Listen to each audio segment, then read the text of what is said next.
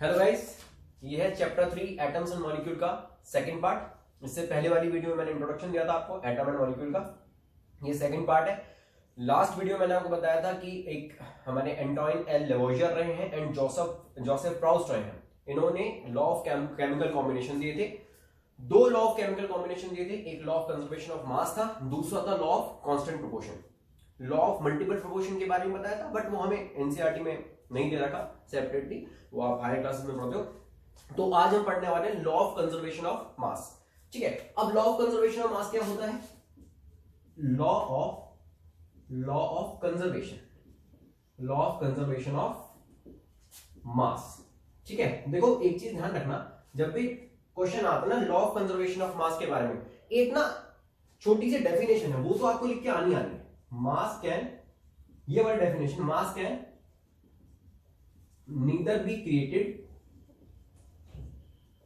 nor destroyed in chemical reaction।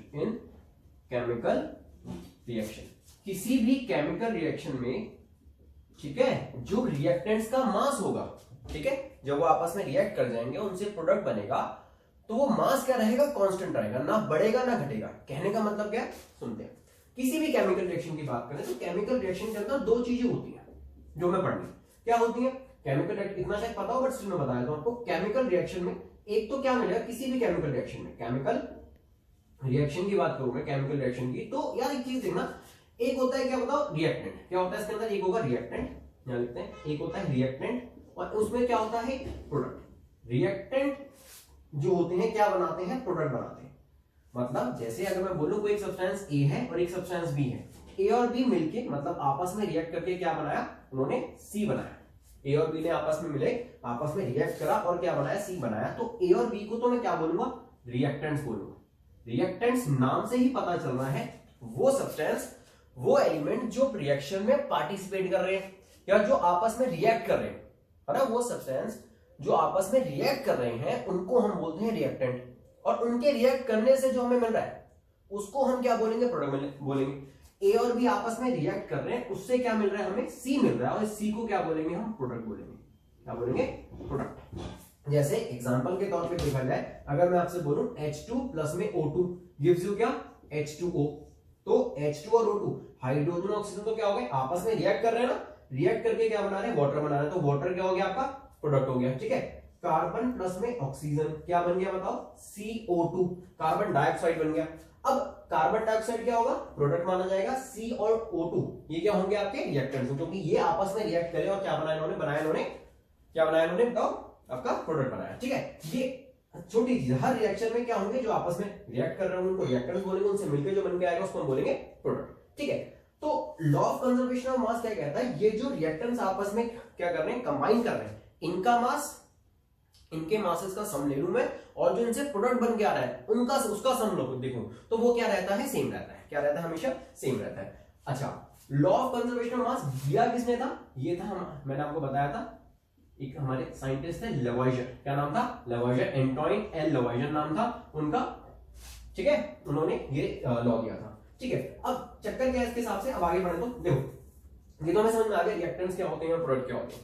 इसकी statement के हिसाब से एक एग्जांपल लेके हम बात करें कि मासेस के बारे में क्या कहना चाह रहा है। जैसे फॉर एग्जांपल अगर मैं एक सब्सटेंस ले लूं, कैल्शियम कार्बोनेट। क्या? कैल्शियम कार्बोनेट, देखो ना, कैल्शियम कार्बोनेट।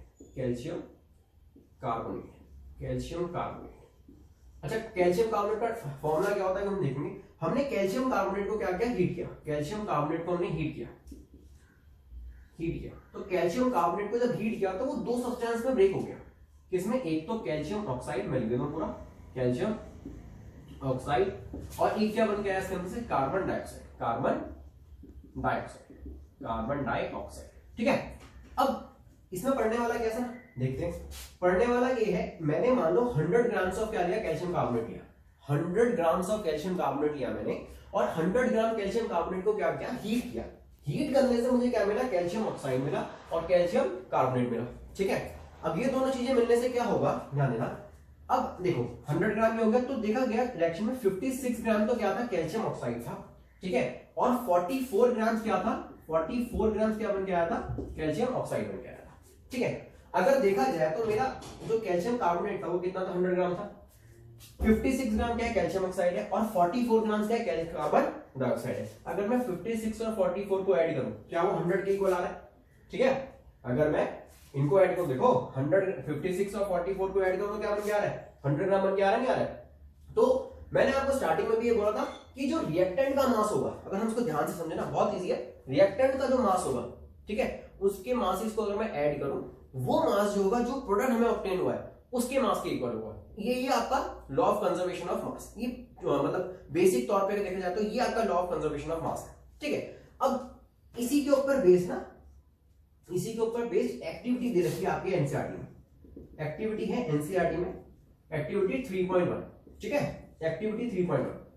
उसमें क्या कह रहा है वो, उसमें आपको 2-3 चीजें बता रहा है। कह रहा है कि आप ना एक टेबल बना लो, एक एलिमेंट्स का नाम एक्स ले लो। हाँ, तो गाइस हम देख रहे हैं एक्टिविटी 3.1, ठीक है, एक्टिविटी 3.1 जो आपके चैप्टर 3 के फ्रंट पेज पे दे रखी है एनसीईआरटी की। उसमें बोल रहा है कि आप ना 2 तरीके के सोल्यूशन ले लो, एक को एक्स मार्क कर लो, एक को वाई मार्क कर लो। ठीक है, एक्स में कौन कौन सोल्यूशन ले रहे हो? एक ले लो आप कॉपर सल्फेट 1.25 ग्राम, और एक ले लो सोडियम कार्बोनेट 1.43 ग्राम। इन दोनों के रिएक्शन कराएंगे। ठीक है, फिर क्या करेंगे, बेरियम क्लोराइड लेंगे और एक लेंगे सोडियम सल्फेट। बेरियम क्लोराइड ले रहा है 1.22 ग्राम एंड सोडियम सल्फेट ले रहा है 1.53 ग्राम। लेड नाइट्रेट क्या है, 2.07 ग्राम हम लेड नाइट्रेट ले रहे हैं, और सोडियम क्लोराइड ले रहे हैं 1.17 ग्राम। ठीक है, ये हमारे कुछ केमिकल कंपाउंड्स हैं जो हम ले रहे हैं, इनकी रिएक्शंस कराएंगे हम। इनका हमने ना पहले इनिशियली मास ले लिया भाई, कॉपर सल्फेट 1.25 है, सोडियम कार्बोनेट 1.43 है, बेरियम क्लोराइड 1.22 है, और सोडियम सल्फेट कितना है, 1.53 है। लेड नाइट्रेट का भी वेट गिवन है, और क्या है आपका सोडियम क्लोराइड का भी गिवन है। अच्छा, अब है क्या, तीन उसने क्या बता रखे हैं, अलग अलग तीन कॉम्बिनेशन बना रखे हैं, इसका इसके साथ, इसका इसके साथ, इसका इसके साथ। इनकी रिएक्शंस कराएंगे हम, और रिएक्शन करा के देखेंगे कि क्या इनका जो रिएक्शन कराने से पहले मास था, अरे ये दोनों रिएक्टेंट होगा ना, मैंने बताया ना भी आपको कि sodium sulphate sorry copper sulphate और सोडियम कार्बोनेट जब ये आपस में रिएक्ट करेंगे तो इनको हम क्या बोलेंगे, रिएक्टेंट्स बोलेंगे। और इनके रिएक्ट करने से जो बन के आएगा उसे हम क्या बोलेंगे, प्रोडक्ट बोलेंगे। तो प्रोडक्ट जरूरी नहीं हमेशा एक ही बने, एक से ज्यादा भी बन सकता है। ठीक है, वो भी हम जब एक एग्जांपल लेंगे तब समझेंगे। एक्टिविटी 3.1 ये क्या कहते हैं कि आप एक कोनिकल फ्लास्क ले लो। ये क्या है आपका, ये क्या गिवन है आपको, एक कोनिकल फ्लास्क है, ये है आपका कोनिकल फ्लास्क, ये है कोनिकल फ्लास्क। एक ये टेस्ट ट्यूब है ना, इसको इग्निशन ट्यूब भी बोलते हैं, तो हम इसको सिंपल एक ट्यूब लिख लेते हैं। ठीक है, इग्निशन ट्यूब लिख सकते हो आप। और इसमें कोनिकल फ्लास्क में जो सोल्यूशन है, उसको मान लो सोल्यूशन वाई, इसको मानेंगे सोल्यूशन वाई। और टेस्ट ट्यूब में जो दे रखा है, टेस्ट ट्यूब में जो सोल्यूशन दे रखा है वो दे रखा है सोल्यूशन एक्स। सोल्यूशन एक्स मतलब क्या हो गया, इनमें से कोई सोल्यूशन एक्स जो हमने किस में डाल दिया, टेस्ट ट्यूब में डाल दिया, और इनमें से कोई एक सोल्यूशन किस में डाल दिया, हमने कोनिकल फ्लास्क में डाल दिया। ये थ्रेड से लटका रखा है हमने, है ना, थ्रेड से हमने किसको बांध रखा है, टेस्ट ट्यूब को बांध रखा है, और ऊपर ये लगा रखे रबर कॉर्क। क्या लगा रखे, रबर कॉर्क। ठीक है, समझ में आ रही है? देखो अब इसके बाद क्या करोगे, वो क्या आएगा, या तो इस थ्रेड को थोड़ा सा कॉर्क ढीला करके ऐसा करो कि ये जो थ्रेड है ये क्या कर जाए, स्लाइड करके सीधा क्या हो जाए, टेस्ट ट्यूब के अंदर गिर जाए। और ये दोनों मिक्सचर जो है, मतलब ये जो एक ये सोल्यूशन है, ये दोनों आपस में मिक्स हो जाए, एक नया कंपाउंड बन जाए, इनका क्या बन जाए, मिक्सचर बन जाए। ठीक है, तो एक्टिविटी 3.1 ये कहती है। हम क्या करेंगे, इसमें से कोई एक एग्जांपल ले लेंगे, ठीक, कोई एक एग्जांपल ले लेंगे, उसको लेके हम law of conservation of mass को स्टडी करेंगे। ठीक है, अब क्या होगा, देखो आप चाहो तो मैं इसमें लिख देता हूं कॉपर सल्फेट का CuSO4, फॉर्मूला आप याद कर सकते हैं। CuSO4, बेरियम क्लोराइड क्या होता है, BaCl2 होता है। लेड नाइट्रेट की बात करूं तो PbNO3 whole twice. Sodium carbonate की बात करूं तो Na2CO3 होता है। ठीक है, सोडियम सल्फेट को लिख देते हैं, कहां लिखे, सोडियम सल्फेट यहां लिख देता हूं मैं, Na2 है ना, सोडियम सल्फेट Na2SO4। और सोडियम क्लोराइड की बात करें तो ये तो हमारा कॉमन सॉल्ट मतलब NaCl। ठीक है, ये सारे के सारे क्या हो गए, हमारे जो भी हमने कंपाउंड्स लिए, जो भी हमने है ना सब्सटेंस लिए, उनके नाम हो गए, उनके केमिकल नेम हो गए, केमिकल। और ये क्या हो गया, सारे के सारे जो एक्टिविटी में उसने मेंशन कर रखे वो हो गए। अब हम एक काम करेंगे, एक एग्जांपल लेंगे, उससे हम लॉ ऑफ कंजर्वेशन ऑफ मास पढ़ेंगे। ठीक है, इतने आप इसको नोट कर लो। तो गाइज हमने एक एग्जांपल लिया है छोटा सा, ये छोटा सा एग्जांपल है जो हमें एक्टिविटी में चीजें दे रखी थी एक्स और वाई करके, उसमें हमने एक छोटा सा एग्जांपल लिया। मैंने जो मास थे वो नहीं लिए जो एक्टिविटी में दे रखे हैं, मैंने थोड़े से ज्यादा मास ले लिए ताकि क्या हो आप अच्छे से समझ सको। ठीक है। तो क्या बोल रहा है, एक केमिकल रिएक्शन कराई हमने, किस किस की कराई थी याद करो, एक्स और वाई में हमारे पास दो थे, क्या थे, एक्स वाई में हमने देखा, एक तो हमारे पास बेरियम क्लोराइड था, क्या था, बेरियम क्लोराइड। तो बेरियम क्लोराइड का मैं फॉर्मुला लिख रहा हूँ, BaCl2, फॉर्मुला लिखते रहोगा, तुम लोगों को याद भी होता रहेगा, ठीक है। और साथ में क्या था, सोडियम सल्फेट था। सोडियम सल्फेट मतलब मैंने क्या बताया था, Na2SO4। तो मैंने एक एग्जाम्पल ले लिया उसमें से, है ना। तो क्या क्या इनकी रिएक्शन कराएगी यार, देखो इनकी रिएक्शन हुई तो क्या हुआ, देखो अब इनकी रिएक्शन की बात करूं तो बेरियम क्लोराइड की रिएक्शन हुई किससे, बेरियम क्लोराइड प्लस में, बेरियम क्लोराइड प्लस में हमने लिया सोडियम सल्फेट हो गया। इससे क्या बन के आया, इस बेरियम क्लोराइड और सोडियम सल्फेट से क्या बन के आ रहा है हमारे पास, इससे बन के आ रहा है हमारे पास गाइस बेरियम सल्फेट हो गया, बन के आएगा बेरियम सल्फेट। और साथ में बेरियम सल्फेट के साथ क्या बन के आ रहा है, एक सेकंड में इसको हटाया दो, ठीक है, ठीक है ध्यान देना। बेरियम सल्फेट प्लस में बेरियम सल्फेट के साथ बन के आ रहा है सोडियम क्लोराइड, ठीक है। ये बन के आ रहा है कि भाई बेरियम क्लोराइड और सोडियम सल्फेट को हमने रिएक्ट कराया तो क्या बन के आया, बेरियम सल्फेट और सोडियम क्लोराइड बन के आया। आप चाहो तो मैं आपको इसके भी फॉर्मूले लिख देता हूं। इसका बन के आता है BaSO4। क्या बनता है, BaSO4 बनता है। कलर क्या होता है, व्हाइट होता है। इसका क्या बन के आता है, व्हाइट कलर का सॉल्यूशन बन के आता है। सोडियम क्लोराइड का आपको मैंने फॉर्मूला लास्ट में लिखवा भी दिया था, वो क्या होता है, NaCl, ठीक है। इससे पहले रब करने से पहले मैंने आपको लिखवा दिया था, ठीक है। अब क्या हुआ, बेरियम क्लोराइड है और सोडियम सल्फेट है। ध्यान देना बेरियम क्लोराइड का वेट कितना दे रखा है, 20.8 दे रखा है, 20.8 ग्राम, ठीक है। और सोडियम सल्फेट का कितना दे रखा है, 14.2 ग्राम दे रखा है, ओके। ध्यान देना बेरियम सल्फेट जो बना है उसका वजन कितना है, 23.3 ग्राम वेट दे रखा है उसका, ठीक है। और मास ऑफ सोडियम क्लोराइड कितना है, सोडियम क्लोराइड का है 11.7 ग्राम, ठीक है। ध्यान देना। तो अब देखा, ये तो मेरे क्या थे, रिएक्टेंट्स थे। मैंने बताया था ना, ये तो हमारी कौन सी पार्ट है, ये रिएक्टेंट्स है। बेरियम क्लोराइड और सोडियम सल्फेट के रिएक्टेंट्स है। तो अगर मैं मास ऑफ रिएक्टेंट्स निकालूं, रिएक्टेंट्स कौन, ये दोनों जो रिएक्ट कर रहे हैं वो रिएक्टेंट्स हैं, ठीक है। मास ऑफ रिएक्टेंट निकालूं तो क्या है, अगर देखा जाए तो 20.8 ग्राम प्लस में 14.2 ग्राम। अगर मैं इसको ऐड करूं तो कितना बन के आएगा, 20 और 14 34 हो गया, 0.8 और 2 ये आता है हमारा 35 ग्राम्स। अगर देखा जाए तो मास ऑफ रिएक्टेंट्स, जो हमारे रिएक्टेंट्स हैं उनके मास की बात की जाए तो वो कितना आ रहा है, मास ऑफ रिएक्टेंट्स बन के आ रहा है हमारा 35 ग्राम्स, ठीक है। आगे देखो, अगर वही मैं बात करूं किसके बारे में, मास ऑफ प्रोडक्ट की बात करूं मैं, तो मास ऑफ प्रोडक्ट कितना है, जो प्रोडक्ट बन के आया है हमारे 23.3 ग्राम प्लस में सोडियम क्लोराइड का कितना है 11.7 ग्राम, ठीक है। जब हमने इसको मेजर किया, इसका मास देखा, तो मास ऑफ प्रोडक्ट क्या आ रहा है दोस्तों, मास ऑफ प्रोडक्ट आ रहा है 23 और 11 कितना हो जाएगा, 34.3 और 7 हो जाएगा, ये भी 35 ग्राम आ रहा है। तो हमने एक चीज देखी, एक छोटी सी चीज हमने क्या करी इसमें नोटिस करी कि जो हम लॉ ऑफ कंजर्वेशन मास में पढ़ रहे थे कि मास ऑफ रिएक्टेंट इज, है ना, और मास ऑफ प्रोडक्ट ये आपस में क्या आ रहे हैं बताओ, इक्वल आ रहे हैं। ये अपने आप में दोनों इक्वल आ, यही था हमारा लॉ ऑफ कंजर्वेशन ऑफ मास। मैंने क्या बताया था, जो मास है रिएक्टेंट साइड का वही मास आएगा प्रोडक्ट्स का, ठीक है। तो अगर देखा जाए तो इसमें लिखेंगे mass of reactants is equal to mass of product, ठीक है। वो भी 35 ग्राम है, ये भी 35 ग्राम है। ऐसे बहुत से एग्जांपल हैं जो आपको मेंशन कर रखे हैं उसके अंदर, है ना। हम एक एक करके एक एग्जांपल, एक और एग्जांपल देख लेते हैं, चलो ठीक है, उसके बाद आपको और क्लियर हो जाएगा। तो गाइस ये एक अनदर एग्जांपल लिया मैंने। जैसे आपको पढ़ना है क्वेश्चन की ना लैंग्वेज, ये लेंथ देख के घबरा मत जाना बिल्कुल भी कि इतना बड़ा क्वेश्चन लिखा हुआ है, ये होगा बहुत आसान। अभी सॉल्यूशन देख लो, यूं ही समझ में आ जाएगा, कुछ भी नहीं होगा। बस जो कह रहा है उसको समझो, पढ़ो, डेटा कलेक्ट करो और सॉल्व कर दो। सॉल्व करने का कुछ भी नहीं है, सिंपल एडिशन ही है बस। देखो बस क्वेश्चन दिखने में बहुत बड़ा लग रहा है, कह रहा sodium carbonate react with ethanoic acid. Sodium carbonate है, उसने किससे रिएक्ट किया, इथेनोइक एसिड से, ठीक है। इथेनोइक एसिड से रिएक्ट किया टू फॉर्म सोडियम इथेनोइड। क्या फॉर्म कर रहा है, सोडियम इथेनोइड फॉर्म कर रहा है, सोडियम इथेनोइड, ठीक है। इन सब के फॉर्मूले में तुम्हें बताया था अभी, एक इथेनोइक एसिड का फॉर्मूला देखेंगे अभी हम, एक सोडियम कार्बोनेट का देखेंगे और एक सोडियम, हाँ, इथेनोइक एसिड, सोडियम इथेनोइड और सोडियम कार्बोनेट, इनके फॉर्मूले बता दूंगा। क्या हुआ, सोडियम कार्बोनेट ने इथेनोइक एसिड के साथ रिएक्ट किया, क्या बना, एक तो सोडियम इथेनोइड बना, कार्बन डाइऑक्साइड बनी, और क्या बना, वाटर बना, ठीक है। इन एन एक्सपेरिमेंट के अंदर क्या क्या यूज हो रहा है, 5.3 ग्राम तो क्या यूज हो रहा है, सोडियम कार्बोनेट, ठीक है। किसके साथ रिएक्ट कर रहा है, 6 ग्राम ऑफ इथेनोइक एसिड के साथ रिएक्ट कर रहा है, क्या फॉर्म कर रहा है, 8.2 ग्राम ऑफ सोडियम इथेनोइड फॉर्म कर रहा है, ठीक है। सबके मास गिवन है, ठीक है। जितने भी इसने क्या कहते हैं सब्सटेंस यूज करे हैं, सबके क्या दे रहा है, मास दे रहा है वो, ठीक है। आगे देखो, सोडियम इथेनॉइड बना 8.2 ग्राम, 2.2 ग्राम क्या बन के आ रहा है इसके अंदर, कार्बन डाइऑक्साइड बन के आ रहा है, और 0.9 ग्राम क्या बन के आ रहा है, वाटर बन के आ रहा है।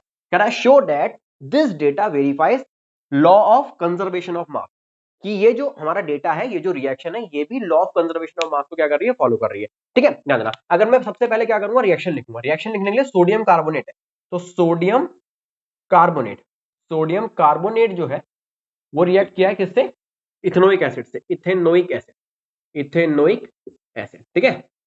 तो देखो, जब भी हम ऐसे रिएक्शन लिखते हैं कि ये दोनों, इन दोनों ने आपस में क्या किया, रिएक्शन किया, इन दोनों का रिएक्शन हुआ, और इससे जो प्रोडक्ट मिला उसको हम ना एरोहेड से क्या करते हैं, रिप्रेजेंट करते हैं, कि जो हमें मिला है इस तरफ क्या, एरोहेड की राइट साइड जो ना प्रोडक्ट जो फॉर्म में है वो गिवन होंगे, और जो आपस में रिएक्ट करें वो क्या होंगे, रिएक्टेंट्स बोलेंगे, और वो हमारा जो एरो है उसके लेफ्ट साइड लिखे होंगे, ठीक है। किसी भी रिएक्शन में जो भी आप कभी बुक फॉलो करो, बुक पढ़ो, उसमें दे रखा होगा, ठीक है। तो बनके क्या है, सोडियम, ध्यान देना, सोडियम इथेनॉइड बन के आया, सोडियम इथेनॉइड, ठीक है।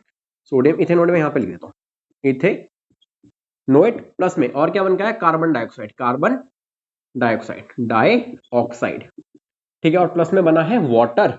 ये तीन चीजें बनी है, मैंने आपको बोला था जरूरी नहीं है प्रोडक्ट हमेशा एक ही बनेगा, ठीक है, दो भी बन सकते हैं, तीन ही बन सकते हैं, ज्यादा बन सकते हैं, ठीक है। जो हमें गिवन है उसके हिसाब से हमें एक डेटा हमने लिख लिया। अच्छा, अगर मैं यहां पे देखूं, देखो आप क्या करोगे, स्टेटमेंट लिख के आओगे, कैसे लिख के आओगे, mass of sodium carbonate is equal to, ठीक है, मास कितना गिवन है उसने बताओ, sodium carbonate in an experiment 5.3 gram of sodium carbonate, तो सोडियम कार्बोनेट यूज हुआ है 5.3 ग्राम, 5.3 ग्राम यूज हुआ है सोडियम कार्बोनेट। इथेनोइक एसिड की बात करूं तो इथेनोइक एसिड कितना यूज हुआ है हमारे पास हुआ है 6 ग्राम, ठीक है ना, कितना, 6 ग्राम, 6 ग्राम क्या हुआ है, सोडियम हमारा इथेनोइक एसिड यूज हुआ है, ठीक है। सोडियम इथेनोइड की बात कर लेते हैं, तो सोडियम इथेनोइड यूज हुआ है 8.2 ग्राम, 8.2 ग्राम। कार्बन डाइऑक्साइड कितना है, 2.2 ग्राम। जो जो डेटा जैसे गिवन है उसको मैं कलेक्ट कर रहा हूं, और क्या करूंगा, लॉ ऑफ कंजर्वेशन मास, जैसे हमने अभी लास्ट वाला क्वेश्चन किया था उसी में लगा देंगे, और कितना बोल रहा है, 0.9 ग्राम, ठीक है, इतना मिला। अच्छा, अगर मैं क्या करूंगा, मास ऑफ रिएक्टेंट्स देखूंगा, मास of reactants, mass of reactants, अरे यार ये क्या है, ये क्या है, ये जो ना ये क्या है आपके बताओ, रिएक्टेंट्स है, क्या है ये, रिएक्टेंट्स लिख रहा हूं यहाँ पे मैं, रिएक्टेंट्स, ठीक है। आगे देखो, और ये क्या है, ये तीनों की तीनों जो फॉर्म हुए, ये तीनों चीज क्या है, क्या है, ये प्रोडक्ट है, क्या है ये गाइस, प्रोडक्ट है ये, ठीक है, ध्यान रखना इस चीज को, ये प्रोडक्ट है। तो ये रिएक्टेंट्स हो गए, वो प्रोडक्ट हो गए। तो मास ऑफ रिएक्टेंट्स की बात करूंगा तो 5.3 ग्राम ये था, 6 ग्राम ये था, दोनों को ऐड किया, बड़ी सिंपल सी है ना, एडिशन 11.6 ग्राम आ गया, तो हमको मिल गया मास of reactants. Mass of reactants कितना आ गया हमारा, 11.6 ग्राम आ गया, ठीक है। आगे देखो, अब बात करें किसके बारे में, मास ऑफ द प्रोडक्ट की बात करें, ठीक है, mass of the product, mass of product की बात करूं मैं, जो हमारे प्रोडक्ट हैं वो तो बहुत सारे, मास ऑफ प्रोडक्ट्स 3 प्रोडक्ट बने हुए, तो एक है 8.2 ग्राम है, प्लस में एक क्या है 2.2 ग्राम है, और जो तीसरा है वो वाटर है, वो कितना 0.9 ग्राम है। अगर मैं इन तीनों को भी ऐड करूं, 8 और 2 कितना हो गया, 10, ठीक है ना, 8 और 2 10 हो गया। अब ये क्या है 2.2 और साथ में क्या है 9 है, 0.9, तो इनको क्या होगा 2.2 और 0.2 0.4 हो जाएगा, और 0.9 में इसको हम ऐड करेंगे 1.3 आएगा, तो ये सारा ऐड होके आपका आएगा 11.3 ग्राम। अगर मैं देखूं मास of product, mass of products कितना आ रहा है, वो भी 11.3। देखो मास ऑफ क्या बताओ, reactants and mass of product दोनों ही क्या आ रहे हैं, सेम आ रहे हैं, तो लिखेंगे मास ऑफ रिएक्टेंट्स, ठीक है, ये स्टेटमेंट लिख देना स्कूल में, is equal to mass of product, है ना। देयरफॉर वी कैन से, है ना, data follow law of conservation of mass, law of conservation of mass, conservation of mass को क्या करता है, वो फॉलो करता है, ठीक है। आगे देखो, यहां तक क्लियर है, ठीक है। अब ये जो कंपाउंड है, क्वेश्चन हमारा खत्म हो गया। देखो दिखने में कितनी बड़ी लेंथ थी क्वेश्चन की, है ना, ऐसा लग रहा था पता नहीं खतरनाक सा, लेकिन जब हमने देखा इसको, पढ़ा, सारा डेटा कलेक्ट किया, और क्या किया, लॉ ऑफ कंजर्वेशन ऑफ मास का जो तरीका है वो लगाया, उससे चेक किया, आंसर आ गया हमारे पास। अच्छा, मैंने कहा था कुछ फॉर्मुलेस दूंगा आपको मैं इसके। अगर देंगे सोडियम कार्बोनेट का, सोडियम कार्बोनेट होता है हमारा कितना, सोडियम कार्बोनेट होता है हमारा Na2CO3, ठीक है। दूसरा क्या है, इथेनोइक एसिड, ठीक है। देखो इसको एसिटिक एसिड भी बोलते हैं, ठीक है, इसको बोलते हैं CH3COOH, ठीक है। बात करते हैं सोडियम इथेनोइड की, इसका फॉर्मूला भूल जाते हैं सब। सोडियम इथेनोइड की बात करूं मैं, तो सोडियम इथेनॉल का फॉर्मूला होता है CH3COONA। Na stand for sodium. ठीक है, अभी ये सब चीज ना हम आगे पढ़ेंगे चैप्टर में, आगे ना एटम्स एंड मॉलिक्यूल और स्ट्रक्चर ऑफ एटम में ये सब चीजें पढ़ेंगे हम लोग, कैसे क्या, कैसे ये फॉर्म, इनका फॉर्म, मतलब ये तो थोड़ा, ये तो नहीं पढ़ोगे आप कि सोडियम कार्बोनेट कैसे बना, ठीक है, कुछ मेटल्स के सॉल्ट कैसे बनते हैं, वो सारी चीजें पढ़ेंगे, बस थोड़ा सा पेशेंस रखना, धीरे धीरे सारी चीज समझ में आएंगी। ठीक है, आगे देखो, और आखिरी क्या बचा, कार्बन डाइऑक्साइड का वो पता ही यार क्या होता है, CO2 होता है, और वाटर का तो सभी को पता है H2। ठीक है, तो ये था हमारा लॉ ऑफ कंजर्वेशन ऑफ मास। ठीक है, इसके आगे के लिए लॉ ऑफ, इसके बाद पढ़ेंगे हम लॉ ऑफ कांस्टेंट प्रोपोर्शन, थोड़ा सा ध्यान लगा के पढ़ना उसको। ठीक है, अभी तक के लिए आप पॉज करो इसको और नोट कर लो।